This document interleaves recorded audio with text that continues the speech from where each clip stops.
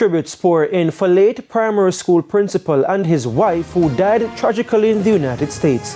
Good evening and welcome to Primetime News. A special welcome if you're watching on TVJ International, that's in the Cayman Islands, or online at onespotmedia.com. I'm Giovanni Dennis.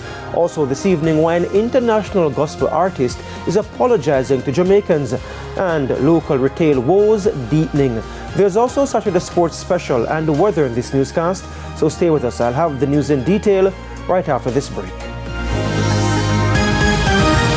And welcome back to Primetime News. A special welcome to folks on onespotmedia.com.